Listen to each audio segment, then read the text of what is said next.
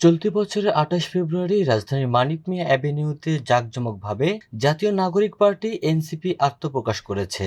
তবে ৭ মাসের মধ্যেই দলটির শীর্ষ নেতারা আর এককভাবে রাজনীতি না করে ঐক্যবদ্ধ হওয়ার চেষ্টা করছেন।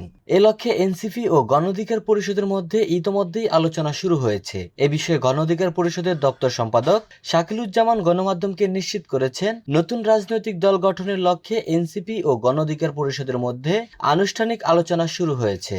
দলীয় সূত্রের দাবি, জুলাই গণঅভ্যুত্থানে নেতৃত্ব দেওয়া তরুণদের ঐক্যবদ্ধ করার লক্ষ্যেই এনসিপি ও গণ অধিকার পরিষদের মধ্যে আলোচনা চলছে এবং এই আলোচনায় ইতিবাচক অগ্রগতি হয়েছে।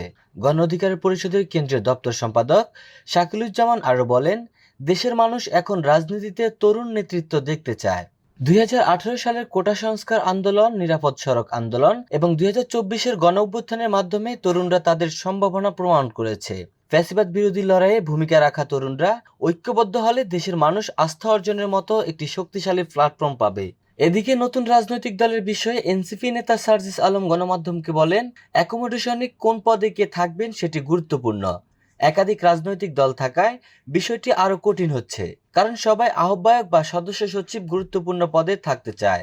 এ বিষয়ে গণ অধিকার পরিষদের সাধারণ সম্পাদক রাশেদ খান বলেন, শীর্ষ নেতাদের মধ্যে ইতিবাচক আলোচনা হয়েছে। তিনি আশা প্রকাশ করেন, গণ অভ্যুত্থানের নেতৃত্ব দেওয়া তরুণরা একসাথে কাজ করবেন এবং এ আলোচনা অব্যাহত থাকবে।